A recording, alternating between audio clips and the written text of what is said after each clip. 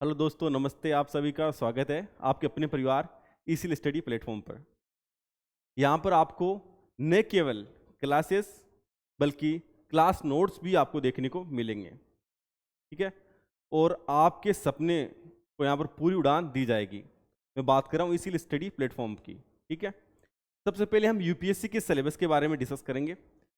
मेरे पीछे आपको जो सिलेबस दिखाई दे रहा है ये यूपीएससी सीएससी एग्जाम, यानी कि मुख्य रूप से हम बात करें तो आईएएस के एग्जाम की हम यहाँ पर बात कर रहे हैं। क्योंकि आपको पता है कि यूपीएससी ऐसे तमाम की एग्जाम है वो करवाती है, जिनमें से एक सिविल सर्विस एग्जाम भी है, जिसमें मुख्य रूप से हम आईएएस की एग्जाम की यहाँ पर बात करें, ठीक है। मुख्य रूप से हम आईएएस वाले पेपर की यहाँ पर बात करें तो आपको पता है कि सभी लोगों का एक सपना होता है कि वो आईएएस बने, या उसके जैसे कि बच्चे आईएएस बने, लड़की है तो लड़की बने, या फिर लड़का है तो लड़का बने। इसमें कोई दो राय नहीं है। सभी माँ बाप का या फिर जो लोग हैं आप प्रेजेंट में जो यहाँ पर देखते हैं तो ये सपना होता है कि वो भी आईएएस बने, ठीक है। लेकिन यहाँ पर एक सवाल आप मुझसे पूछ सकते हो कि क्या सर ईसीएल स्टडी पर केवल यूपीएससी की तैयारी ही करवाई जाएगी, या फिर अन्य स्टेट पीसीएस या स्टेट से रिलेटिव अन्य छोटे एग्जाम उनकी तैयारी भी यहाँ पर करवाई जाएगी?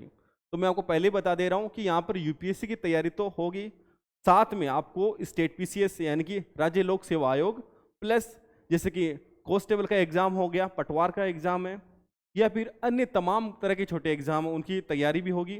प्लस जैसे कि सीजीएल की एग्जाम हो गया, या फिर यूपीएससी द्वारा जैसे कि एनडी की एग्जाम करवाई जाती है। तो इस प्रकार की तमाम तरह की एग्जाम से आप ये जो मैं पढ़ाऊंगा आपको, टीचर्स जो पढ़ाएंगे कंटेंट आप जैसे कि उनसे आप मैच करके देख सकते हो कि सभी चीज़ें आपको वही चीज़ें देखने को मिलेगी जो आप चाह रहे हैं, ठीक है।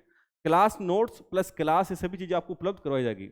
क्लास कब होगी, क्लास नोट्स कहाँ मिलेंगे, पीडीएफ कहाँ मिलेगी, टेस्ट सीरीज कहाँ मिलेगी, इन सभी के बारे में आपको बताऊंगा। लास्ट तक आप बने रहिए, सभी चीज़ें आपके लिए ही आपको देकर जाऊंगा, ठीक है। क्लास कब से शुरू होगी ये भी मैं बताऊंगा। सबसे पहले हम यूपीएससी के सिलेबस के बारे में देख लेते हैं, विशेष रूप से जो सीएससी वाला एग्जाम है ना, आईएएस वाला एग्जाम, उसके बारे में हम जो सिलेबस है डिस्कस कर लेते हैं, ठीक है। तो चलिए हम सबसे पहले सिलेबस को डिस्कस कर लेते हैं। जैसा कि आप सभी जानते हैं कि यूपीएससी की सीएससी जो एग्जाम करवाता है यूपीएससी, उसमें सबसे पहले हम बात करें तो सबसे पहले मैं कुछ चीज़ आपको यहाँ पर बताऊं कि सीएससी यूपीएससी जो सीएससी एग्जाम करवाता है ना आपका, तो ये क्या होता है कि 3 चरणों में यानी कि 3 लेवल पर होता है। फर्स्ट जैसे कि आपका प्रीलिम्स हो गया, फिर मेंस होता है, देन मेंस क्वालिफाई करने के बाद आपको इंटरव्यू के लिए बुलाया जाता है। याद रखिए कि हर वर्ष यूपीएससी में हर वर्ष जैसे कि सीएससी एग्जाम को देने वाले लगभग 10 से 12 लाख लोग होते हैं, ठीक है। और मुश्किल से जैसे हम बात करें तो लगभग 8 से 9 लाख के बीच प्रीलिम्स में बैठते हैं, ठीक है। उनमें से लगभग प्रीलिम्स में क्वालिफाई करने वाली संख्या लगभग हम बात करें तो लगभग आप यहाँ पर देख सकते हो कि लगभग 50 से 60 हजार के आसपास होती है। और 50 से 60 हजार जो प्रीलिम्स क्वालिफाई करते हैं, फिर उन्हें मेंस एग्जाम लिखने के लिए बुलाया जाता है। अब मेंस एग्जाम में जो बैठेंगे, अब मेंस एग्जाम में क्या होता है कि जब उन्हें इंटरव्यू के लिए बुलाया जाएगा तो यूपीएससी ये पहले कह देती है कि जितनी पोस्ट है उनका लगभग 3 से 4 गुना वो इंटरव्यू के लिए बुलाती है। तो मेंस एग्जाम के लिए जैसे 60 हजार लोग बैठे, तो उनमें से अब क्या होगा कि जो इंटरव्यू के लिए लगभग 4 से 5 हजार बंदों को ही बुलाया जाएगा, ठीक है। तो अब जो इंटरव्यू के लिए उन्हें बुलाया गया है, जो तीसरा पड़ाव है, इंटरव्यू क्वालिफाई करने के बाद में आपका सिलेक्शन हो जाता है, फिर आपको रैंक के हिसाब से पोस्ट दे दी जाती है, ठीक है। तो ये वाला तो हो गया ना कि यूपीएससी 3 फेज में अब आपका लेवल में आपके एग्जाम्स प्लस इंटरव्यू सब लेता है, ठीक है। सबसे पहले हम बात करें फर्स्ट फेज की, जो आपको होता है प्रीलिम्स, ठीक है। प्रीलिम्स में मुख्य रूप से आप देख सकते हो कि यहाँ पर ये सबसे फर्स्ट वाला हो गया, ठीक है। पहले वाला है जिसमें सबसे पहले हम बात करें तो इसमें सबसे पहले जैसे कि यहाँ पर आप देख सकते हो कि जनरल स्टडीज से रिलेटिव है, यानी कि ये वाला सबसे पहला पेपर होता है आपका, पहला पेपर जीएस का पहला पेपर होता है, यानी कि जनरल स्टडीज का पहला पेपर होता है। इसमें जैसे कि आपको करंट अफेयर भी देखने को मिलेंगे, ठीक है। तो यहाँ पर जैसे करंट अफेयर भी देखने को मिलेगा। इसके अलावा जैसे कि यहाँ पर इंडियन और जैसे कि वर्ल्ड जियोग्राफी हो गया, हिस्ट्री हो गया, ये सभी चीजें देखने को मिलती है, ठीक है। तो जैसे कि यहाँ पर बात करें तो जियोग्राफी भी देखने को मिलता है आपको, ठीक है। तो प्लस इंडियन और वर्ल्ड दोनों देखने को मिलेगा। इसके अलावा जैसे हिस्ट्री की बात करें तो हिस्ट्री भी यहाँ पर आपको देखने को मिलती है, ठीक है। तो सभी तमाम तरह की चीजें जो जीएस से रिलेटिव चीजें यहाँ पर देखने को आपको मिलेगी। फिर हम बात करें सी सेट से, तो ये पेपर आपका 2 होता है, यानी कि इसे हम पेपर 1 बोल सकते हो, ठीक है। पेपर 1 हो गया और ये यहां पर आपका पेपर 2 हो गया। इसमें क्या होता है, जैसे कि आपके मैथ्स, रीजनिंग, कॉम्प्रिहेंशन, ये तमाम तरह की चीजें यहां पर देखने को मिलती है। तो मैथ्स यहां पर होगा, रीजनिंग होगी, कॉम्प्रिहेंशन होंगे, यानी जिसे आप बोलते हैं पैसेज वाला पोर्शन होता है। तो सभी चीजें यहां पर सी सेट में देखने को मिलती है। याद रखिए कि सी सेट एक क्वालिफाइंग पेपर होता है, आपको सी सेट को क्वालिफाई करना होगा। जबकि मेरिट कहां से बनेगी, मेरिट वाला पेपर होता है जीएस। लेकिन जीएस चेक करने के लिए जरूरी है कि आप इसमें क्वालिफाई हो।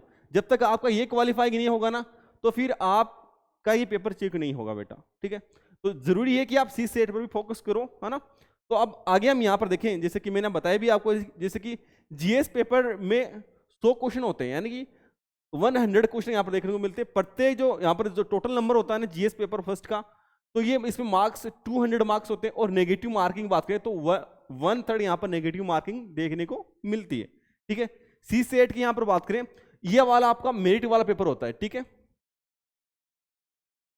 मेरिट बनने की यहाँ पर मेरिट के आधार पर यदि आपने अच्छे से इसे क्वालिफाई, इस सी सेट को भी क्वालिफाई कर दिया है, और यहाँ आपने जैसे कि टोटल 200 में से आपने जैसे कि यहाँ पर बात करें, जैसे कि आप जैसे यहाँ पर आपने 150 नंबर टोटल ले आए, तो मान के चलो कि आप सेफ जोन में हो, आपने प्रीलिम्स क्वालिफाई कर दिया है, ठीक है।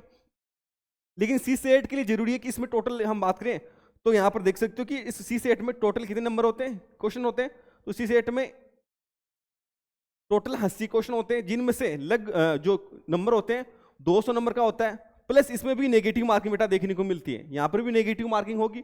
यदि आपने तुक्का लगाया है तो श्योर है कि गलत भी होगा, तो नेगेटिव मार्क यहाँ पर होगी। लेकिन आपने क्वालिफाइंग जो नंबर है उससे ज़्यादा आप लेके आ गए, तो श्योर मानो कि आपका सी सेट क्वालिफाई हो गया है। अदरवाइज क्वालिफाई नहीं हुआ तो आप प्रीलिम्स पेपर में ही फेल हो गए, आप मेंस के लिए जा ही नहीं पाओगे, ठीक है। तो ये चीज़ें यहाँ तक क्लियर हो गई आपको। तो आगे हम बढ़ेंगे। यहाँ पर देखो कि आगे बढ़ने से पहले मैं आपको बताना चाहूंगा कि यदि आप चैनल पर नए हो तो बेटा चैनल को जरूर से सब्सक्राइब कर लीजिए, और जो नोटिफिकेशन जो बटन है उसको भी दबा लीजिए, ताकि हम जब भी क्लास आपको मिले देखने को तो डायरेक्ट आप हमारे चैनल से कनेक्ट हो पाओ। और क्लास नोट्स भी आपको कहाँ मिलेंगे बताऊंगा मैं आगे आपको, ठीक है। तो चैनल पर नए हो तो चैनल को जरूर से सब्सक्राइब कर लीजिए, ठीक है, और अपने दोस्तों के साथ में भी शेयर कीजिए। आगे हम यहाँ पर बात करें तो आगे आप जैसे कि आपका मेंस का जो सिलेबस है वो शुरू यहाँ पर हो गया है, ठीक है। मेन सिलेबस की हम यहाँ पर बात करने वाले बेटा। सबसे पहले हम बात करें यहाँ पर, जैसे कि आपको पता है कि जैसे कि हम प्रीलिम्स की बात कर रहे थे, ठीक उसी प्रकार मेंस में भी 2 पेपर ऐसे होते हैं जो क्वालिफाई पेपर होते हैं।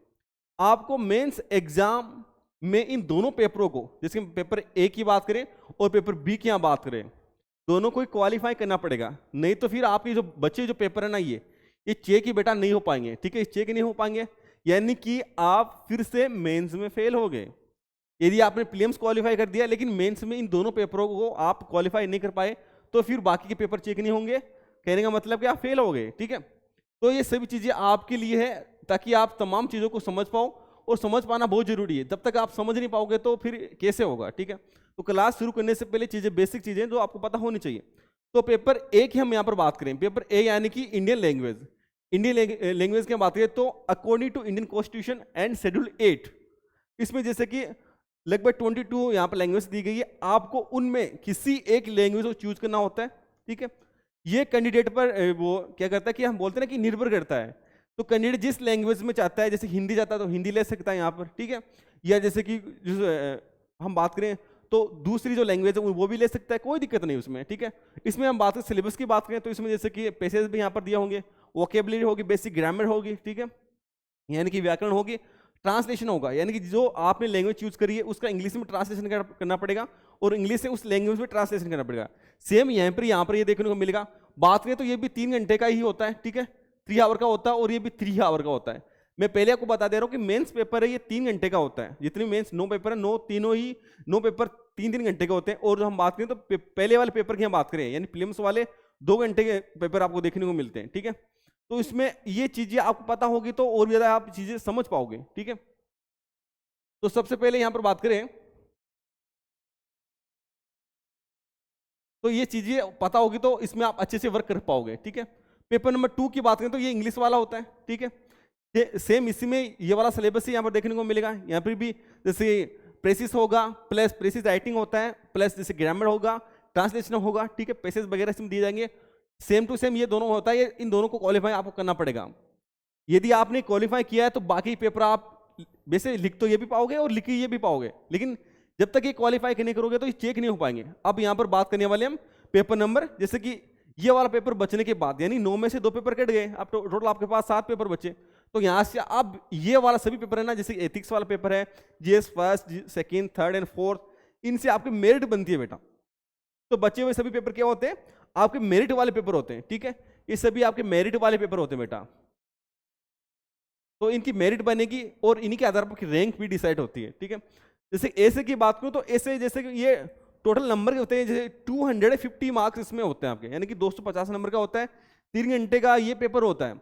इसमें आपको जैसे कि अलग अलग टॉपिक दिए जाएंगे, लगभग आपको जैसे कि ए करके बी करके से 2 आपको जैसे कि सेक्शन मिलेंगे।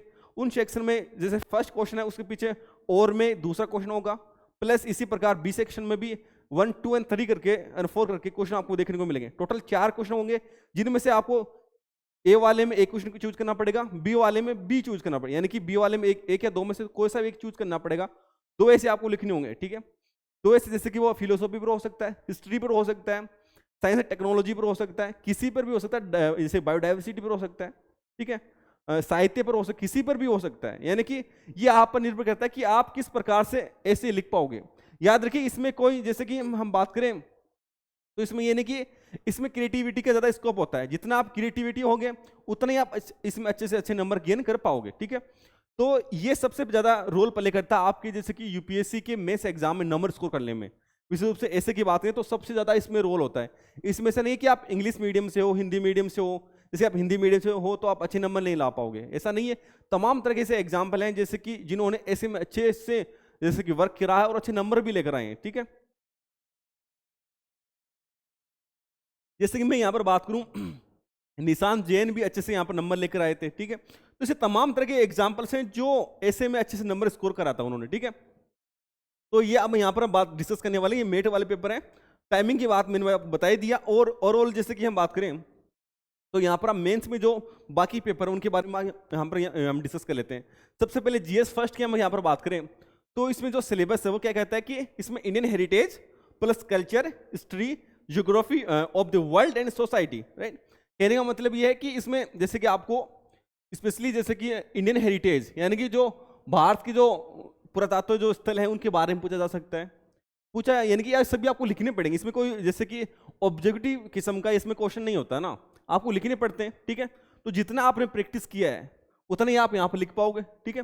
तो मैं हमेशा कहता हूँ क्लास के दौरान बच्चों से कि आप जितना मेंस के लिए लिख पाओगे ना, शुरू में जितना ही लिख पा रहे हो, चाहे आपको पता नहीं कि मैं क्या लिख रहा हूँ क्या नहीं लिख रहा हूँ, लेकिन आप शुरू तो करो, ठीक है।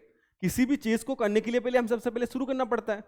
अब ऐसा तो नहीं है कि जैसे एक छोटा बच्चा होता है अब वो डायरेक्ट ही भागने लगेगा, तो ऐसा तो है नहीं है। वो पहले गिरता है, पड़ता है, उठता है, फिर चलता है। तो आपको गिरना, पड़ना, उठना पड़ेगा, ठीक है। तो सबसे पहले आप लिखना तो शुरू करो ना, तभी आप नंबर ले पाओगे, ठीक है। तो इसमें Indian heritage and culture, right. तो भारतीय जो कल्चर है उससे रिलेटिव कई क्वेश्चन बनते हैं यहाँ पर, जैसे कि सिंधु सभ्यता है, ठीक है, हड़प्पा सभ्यता, मोहनजोदड़ो, से कई तमाम तरह के सवाल बनते हैं।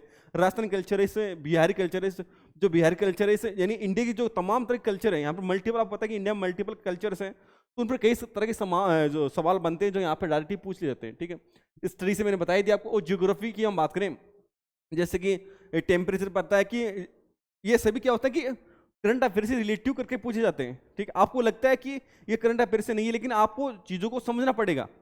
इस बीच में आपको एक सूचना यहाँ पर देना चाहूँगा कि करंट अफेयर क्लासेस भी होगी, कब होगी ये मैं आप इस पूरी बताने के बाद एंड में बताऊंगा, तो आप बने रहिए, ठीक। करंट अफेयर क्लासेस भी आपको देखने को मिलेगी, क्वेश्चन बेस्ट होगी, जिसमें आपको पूरा डिस्क्राइब कराया जाएगा, यानी क्वेश्चन बताने के बाद भी पूरी डिटेल में आपको चीज़ें समझाई जाएगी, ठीक है। तो जियोग्राफी की हम बात कर रहे थे, इसमें वर्ल्ड, हम जियोग्राफी बात करें तो इसमें जैसे कि वर्ल्ड की होगी और इंडिया दोनों की जियोग्राफी को डिसाइड किया, यानी कि बताया जाएगा, डिस्क्राइब कराया जाएगा, उसमें बेस्ड होंगे, ठीक है। जैसे कि कहीं पर टेम्परेचर बढ़ रहा है तो उसे एक सवाल बन गए, या जैसे कि ग्लेशियर पिघल रहे हैं तो उनसे सवाल बन गए, ठीक है। जैसे कि हम बात करें तो इसे तमाम तरह की जो है वो सवाल यहाँ पर बनते हैं। और वर्ल्ड एंड सोसाइटी की बात करें तो कई सवाल यहाँ से बनने वाले हैं, ठीक है। जिस पेपर सेकंड की हम यहाँ पर बात करें तो ये सवाल सबसे महत्वपूर्ण आपके लिए इसलिए बन जाता है, जैसे कि आप यहाँ पर देख सकते हो कि governance and constitution, welfare initiatives and social justice and international relations, right. कहने का मतलब है कि जैसे कि गवर्नेंस की हम बात करें, इंडियन गवर्नेंस की हम बात करें तो सरकार की क्या स्कीम्स हैं, जैसे पहले वाले स्कीम से प्रेजेंट स्कीम की तुलना करके पूछ सकता है आपको, ठीक है। जैसे कि भी आप करो ना कि तुलना करना आपको आनी चाहिए जब भी आप क्वेश्चन को डील करो ना, तो जैसे नेगेटिव प्लस पॉजिटिव दोनों एस्पेक्ट बताते हुए आप चीजों को सोल्व करोगे तो काफी ज्यादा इसका पॉजिटिव इफेक्ट पड़ता है, ठीक है। तो सरकार की योजनाओं के बारे में पूछ सकता है। कॉन्स्टिट्यूशनल की हम बात करें तो इसका मतलब ये नहीं है कि जैसे कि आपने एम लक्ष्मीकांत पढ़ा है तो केवल उससे हो जाएगा, हो तो जाएगा लेकिन आप नंबर ले नहीं पाओगे ना। प्रेजेंट में जैसे आर्टिकल 21 को लेकर क्या मुद्दा चल रहा है, सुप्रीम कोर्ट के क्या प्रेजेंट जजमेंट रहते हैं, उनके बारे में कनेक्ट करके आप बताओगे ना, तो जो एग्जामिनर होता है ना वो आपके उत्तर को देख के वो कहेगा कि यार मुझे पूरा पढ़ना है ये, ठीक है। वो 2 चाय एक्स्ट्रा मंगवा लेगा लेकिन आपके उत्तर को पूरा पढ़ेगा और आपको अच्छे से नंबर देगा, क्योंकि आपने अच्छे से चीजों को समझाया है, डिस्क्राइब करा है आपने, तो क्यों ना भला वो आपको नंबर देगा, ठीक है। ये तो आपको पता है कि जब आपने अच्छे से वर्क करा है ना तो हर कोई आपको बढ़िया ही नंबर देगा। लेकिन आपने केवल जैसे किताब में जो था एम लक्ष्मीकांत थे वो केवल आपने वहां पर उतार दिया तो फिर आप नंबर नहीं मिलेंगे ना, ठीक है। मिल भी जाएंगे लेकिन उतने नहीं मिलेंगे जितना आप चाह रहे हो, शायद वो नंबर आपको नहीं मिलेंगे, ठीक है। तो करंट अफेयर टच में बिल्कुल आपको रहना है, ठीक है। वेलफेयर इनिशिएटिव की हम बात करें, जिसकी सरकार, जैसे मैं फिर से कहना चाहूंगा कि सरकार गरीबों के लिए कौन सी योजना लेकर आ रही है, या वो टेक्नोलॉजी रिलेटेड हो, और जैसे कि जब हम बात करते हैं कि जब बैंक से पैसे ट्रांसलेशन की हम बात करें, यानी कि ट्रांजेक्शन की हम बात करें, या जैसे कि बिजनेस से रिलेटेड कोई भी ऐसा ऐप हो सकता है, और सरकार जैसे कि बात करें जैसे चुनाव के समय जो होता है, और इसके अलावा जैसे कि स्वास्थ्य से रिलेटिव कई योजनाएं लेकर आती है, तो ये वेलफेयर के हम वर्क की बात करें तो इससे तुलना करके आपको होना चाहिए, ठीक है। फिर वही आता है कि सोशल जस्टिस की बात करें, सामाजिक न्याय की बात करें, तो कई तमाम तरह के सवाल ऐसे बनते हैं।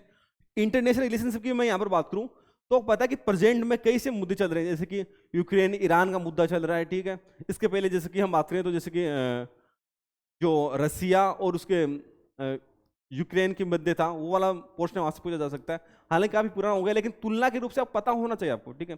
जितने भी जैसे वर्ल्ड में जितने भी घटनाएं घट रही है, जितना आप उसे अवेयर रहोगे ना उतना ही आपके लिए पॉजिटिव एक पॉइंट होगा, ठीक है।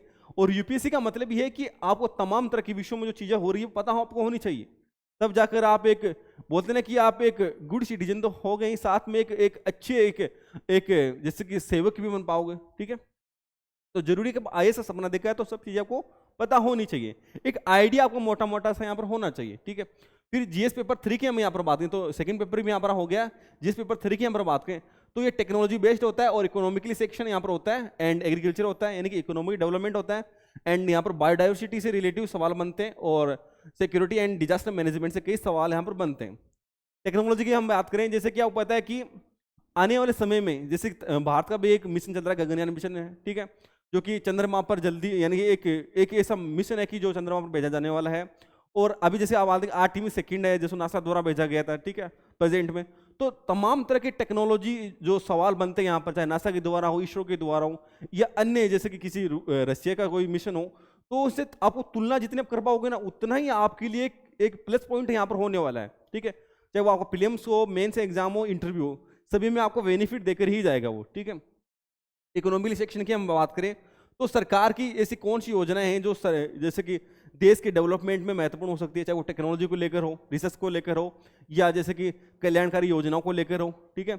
जैसे कि हम बात करें तो एक ओवरऑल जो हम बात करते हैं कि डोमेस्टिक प्रोडक्ट के बारे में बात करते हैं, तो उनसे रिलेटिव जितने भी सवाल बनते हैं, कई तरह के सवाल यहाँ पर बनते हैं। इकोनॉमिक सेक्शन ऐसा सवाल है जो करंट अफेयर से रिलेटिव बनता है आपके प्रीलिम्स में प्लस मेंस में, आप बिना करंट अफेयर के से सवाल ही नहीं कर पाओगे। तो मैं आपसे फिर से यहाँ पर रिक्वेस्ट करता हूँ कि करंट अफेयर की क्लास आप जरूर से अटेंड करें, जो मैं जल्दी शुरू करने वाला हूँ, ठीक है। इससे आप करंट अफेयर से रिलेटिव करके देखें तो काफी ज्यादा महत्वपूर्ण यहाँ पर होने वाला है, ठीक है। सीए यानी करंट अफेयर से रिलेटिव करके आप इसे देखें।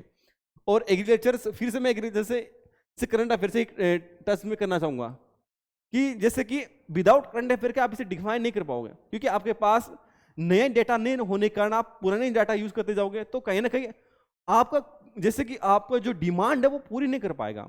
भले आप उत्तर लिख पा रहे हो लेकिन जो डिमांड है ना क्वेश्चन की वो आप नहीं पूरी कर पाओगे, तो ये कहीं ना कहीं ये रहेगा आपके नेगेटिव पॉइंट, ये रहेगा कि आपके मार्क्स कट सकते हैं। करंट अफेयर टच में रहने का मतलब है कि आपके पास जो डाटा है, एनालिसिस है, वो आपके पास पॉजिटिव है, आपके पास सकारात्मक है, आपके पास जैसे कि सरकार के नए डाटा उपलब्ध है आपके पास, तो ये चीजें महत्वपूर्ण होती है, ठीक है। बायोडाइवर्सिटी की बात करें, जिसकी कौन सी प्रजातियां संकटग्रस्त है, या कौन से जैसे विलुप्त प्राय हो चुकी, या कौन से ज्यादा अब जैसे कि उनकी संख्या में वृद्धि हुई है, तो ये सब चीजें पता होनी चाहिए आपको। और ये विदाउट करंट अफेयर के आप इसे सोल्व नहीं कर पाओगे, ठीक है। सिक्योरिटी एंड डिजास्टर मैनेजमेंट की हम बात करें, जैसे कि देश की सुरक्षा के रिलेटिव मामला हो सकता है, तो करंट अफेयर से ही रिलेटिव बनता है, राइट। विदाउट करंट अफेयर के तो आप इसे कर ही नहीं पाओगे। डिजास्टर मैनेजमेंट वाला भी करंट अफेयर से ही रिलेटिव बनता है, क्योंकि आपको पता है कि जैसे कि भारत में कई स्टेट ऐसे हैं जो कि हम बात करें तो जैसे कि हिमालय क्षेत्र में देखने को मिलते हैं, जैसे जम्मू कश्मीर आपके, ठीक है, हिमाचल प्रदेश है, ठीक है। तो इसमें क्या होता है कि इनमें बरसात के समय काफ़ी ज़्यादा नुकसान होता है, तो उनमें सरकार क्या योजनाएं लेकर आती है, ठीक है। इसमें तमाम तरह के एनजीओ भी शामिल होते हैं, तो उनका योगदान कई बार पूछ लिया जाता है, ठीक है। तो ये पूरा मैंने आपको डिस्क्राइब करा है GS paper first, second, third करके, ठीक है। और फोर्थ की बात करें तो फोर्थ को जैसे एथिक्स से रिलेटिव है, ठीक है। तो फोर्थ पेपर आपके बात करें तो ये एथिक्स से रिलेटिव होगा, यानी कि एथिक्स, इंटीग्रिटी एंड एप्टीट्यूड। आपको पता है कि ये पेपर 3 नाम से ही मिलकर बना है, लेकिन मुख्य रूप से बात करें तो फेमस किस नाम से, तो ये एथिक्स नाम से फेमस है, ठीक है। फेमस की बात करें तो केवल और केवल एथिक्स के नाम से फेमस है। इसमें क्या होता है कि आपका यानी कि पहले ही पेपर नहीं था, लेकिन लगभग 2013 के बाद में ये यूपीएससी ने पेपर इंट्रोड्यूस करा, क्योंकि उनका मानना था कि जैसे कि एक सिविल सेवक आता है ना,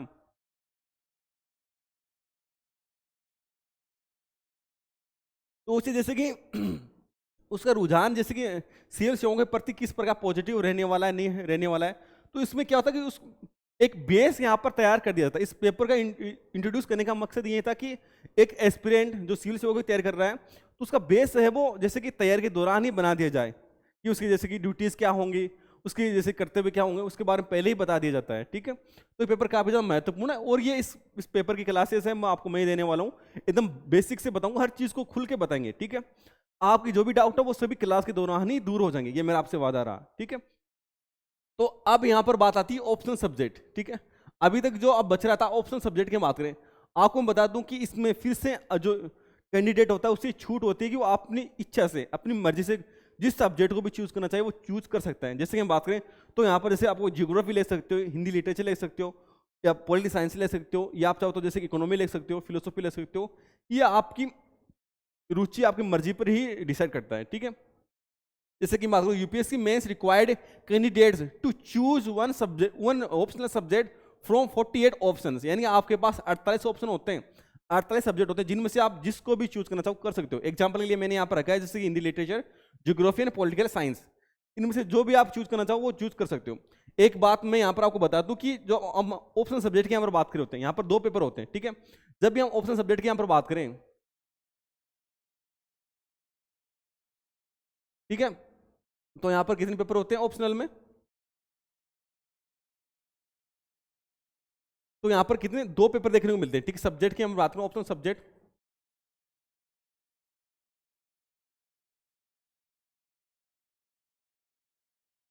तो 2 पेपर यहाँ पर देखने को मिलेंगे। पेपर जैसे कि मैं यहाँ पर ए करके बता दे रहा हूँ और यहाँ पर बी करके बता दे रहा हूँ, ठीक है। तो टोटल जैसे कि टोटल मार्क्स की बात करें यहाँ पर, तो टोटल इन दोनों के जब जोड़ के हम बात यहाँ पर करेंगे, टोटल मार्क्स की हम बात करें तो 500 मार्क्स यानी कि 500 मार्क्स यहाँ पर बनते हैं। 250 का ए रहने वाला है, 250 का ए होगा और बी 250 का होगा, ठीक है। अब इनमें से आप जितना ज्यादा गेन कर पाओगे ना, उतना ही आपके लिए प्लस पॉइंट यहाँ पर बनता जाएगा, ठीक है।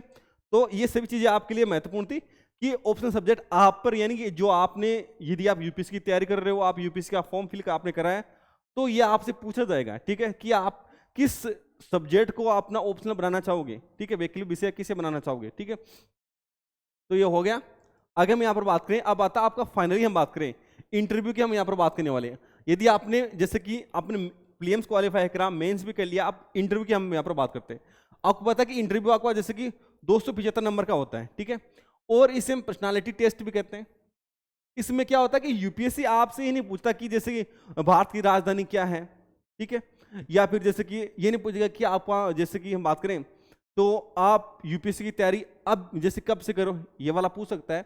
बट जैसे कि आपसे ये नहीं पूछेगा कि आपके पड़ोस यानी आपके घर परिवार के रिश्ते कैसे हैं, ये नहीं पूछेगा, उससे इसमें कोई इंटरेस्ट ही नहीं है। आपके माँ बाबूजी के नाम को जानने में उनमें कोई इंटरेस्ट नहीं है।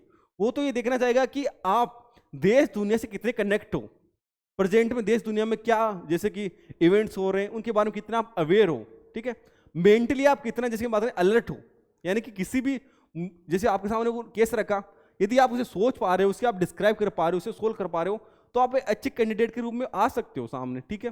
तो आप मेंटली आपका चेक वहाँ पर आपको जैसे बोलते हैं ना कि जांच वहाँ पर की जाती है, ठीक है।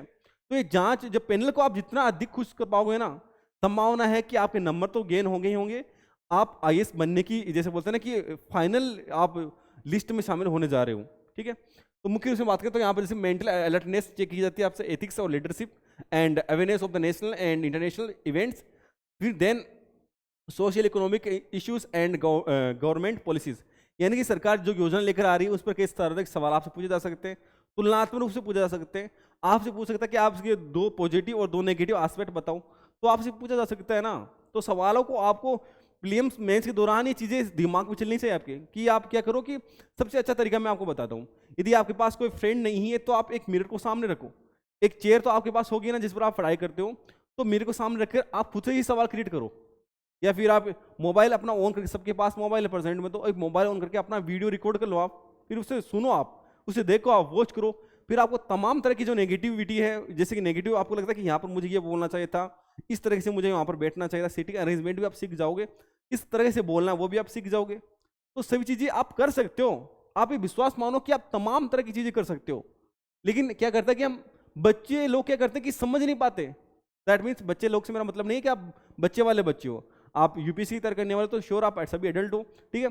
तो कहने का मतलब है कि आप में वो सब कुछ तमाम तरह की चीजें कर सकते हो, लेकिन आपको समझना पड़ेगा कि मैं कर सकता हूं और मैं इसे करके रहूंगा। यूपीएससी जैसे कोई हवा नहीं है, कोई तोहफा नहीं कि आप इसे पार नहीं कर सकते। भाई कर सकते हो, विश्वास रखो, कर सकते हो आप, लेकिन चीजें आपको पता होनी चाहिए। तो ये 275 नंबर का होता है। देन हम यहाँ पर बात करें, जैसे कि मैंने आपको बताया था कि जो मेन एग्जाम होता है ना, यानी कि मेंस एग्जाम होता है, ये 1750 का होता है। देन इंटरव्यू 275 नंबर का होता है। टोटल मार्क्स 2025 होते हैं। अब इनमें से जैसे कई बार लोग कहते हैं कि जिस बंदे ने इंटरव्यू में अच्छे से नहीं करा उसका जैसे कि वो आईएएस नहीं बन पाएगा, तो सबसे बड़ा मिथक है भाई। आई रिपीट अगेन, ये सबसे बड़ा मिथक है। जैसे मैं आपको समझाता हूं, जैसे किसी ने मेन एग्जाम में बात करूं, किसी ने मेन एग्जाम में यहां पर बात करें, ठीक है, जैसे कि 850 नंबर यहां पर मेन एग्जाम में लिए और इंटरव्यू में जिसने 150 नंबर ही लिए, ठीक है, और इंटरव्यू में उसने 150 नंबर ही लिए, मेन एग्जाम इतने ले लिए उसने, तो आप कितने बन गए टोटल? जैसे कि 1000 बन गए ना। अब 1000 में वो क्यों आईएएस नहीं बन सकता? अब भाई किसी दिन जैसे कि यानी उस वर्ष जैसे कि 1060 तक ही जैसे नंबर बने, उसने 1000 नंबर ले लिया तो वो आईएएस बन जाएगा भाई, मानो आईएएस बन जाएगा वो। लेकिन उसने मेंस एग्जाम में जैसे 750 ले लिया और इंटरव्यू में उसने जैसे कि 200 प्लस नंबर लेकर आया है, तो आईएएस नहीं बनेगा वो। क्योंकि सबसे पहले मैं आप सबसे पहले बता दूं और क्लास के दौरान भी बताता हूं कि बेटा आपने मेंस में जितना अच्छा किया ना, संभावना है कि आप उतने ही सक्षम, उतने ही प्रभावी, उतने ही ज्यादा संभावना है कि आप आईएएस बन पाओगे। इंटरव्यू में एक आध नंबर 50 नंबर कम चल सकते हैं, लेकिन आपने मेंस में कम कर दिया ना, तो शायद संभावना है कि आपको 1 साल और लग सकता है। इसलिए आपको इंटरव्यू में नंबर कम मिल जाए कोई दिक्कत नहीं, मेंस में अच्छे से कवर कर लेना आपको, ठीक है। आगे यहां पर देखो कि अब जो फाइनली जो मैं बताने वाला था वो चीजें अब आ गई है। फाइनली जो आपको सामने में डिस्क्राइब करने वाला था वो चीजें यहां पर आ गई। अब जैसे कि बात करूं कि आपको क्लास नोट्स कहां मिलेंगे, तो टेलीग्राम चैनल पर मिलेंगे बेटा। टेलीग्राम चैनल की बात करूं तो ईसीएल स्टडी ऑफिशियल नाम से टेलीग्राम चैनल है, ठीक है। ईसीएल स्टडी ऑफिशियल नाम से टेलीग्राम बना हुआ है। यहाँ पर आपको क्या करना है कि इस चैनल पर जाना है, यानी टेलीग्राम पर जाना है आपको, और ईसीएल स्टडी ऑफिशियल नाम सर्च करना है। यानी कि आपको लगाना क्या है, जैसे कि मैं यहाँ पर बता दे रहा हूँ, आपको लगाना है @ECL स्टडी ऑफिशियल, ठीक है। ये नाम वहां पर सर्च कर देना है। अब डायरेक्ट ही हमारे चैनल से ज्वाइन हो जाओगे। यहाँ पर आपको जैसे कि पीडीएफ मिलेगा, क्लास पीडीएफ है ना, और इसके अलावा जैसे कि नोट्स मिलेंगे और टेस्ट सीरीज यहाँ पर मिलेंगी, ठीक है। तो सभी चीजें यहाँ पर आपको मिल जाएगी। और क्लास जहाँ तक मैं देख पा रहा हूँ तो पूरा शेड्यूल मैंने बना दिया है, आपको 1 मई तक क्लास देखने को मिल जाएगी, ठीक है। और पहले हो सकती है तो मैं एक शॉर्ट इन्फॉर्मेशन आपके सामने लेकर आ सकता हूँ वीडियो के थ्रू। तो यदि आप चैनल पर नए हो तो चैनल को जरूर से सब्सक्राइब कीजिए और अपने दोस्तों के साथ में भी शेयर कीजिए, और टेलीग्राम चैनल को जरूर से ज्वाइन कर ले। यहाँ पर आपको PDF, class notes, test series सभी चीजें देखने को मिलेगी। आपको वीडियो पूरा एंड तक देखना है। मैंने हर चीज को बेसिकली समझाया, यहाँ पर पूरा सिलेबस आपके सामने डिस्क्राइब करा है। और आप जो क्लास आने वाली है, जैसे कि आपको यहाँ पर Indian polity, current affair classes, और जैसे कि हम बात एनसीईआरटी क्लासेस, सभी तरह की क्लासेस देखने को मिलेगी, ठीक है। और जल्दी यहाँ पर जैसे मैथ और रीजनिंग क्लासेस भी शुरू हो जाएगी। तो आप चैनल को जरूर से ज्वाइन कर लीजिए। तो बस आज के लिए इतना ही। पढ़ते रहिए, स्वस्थ रहिए। Thank you. जय हिंद।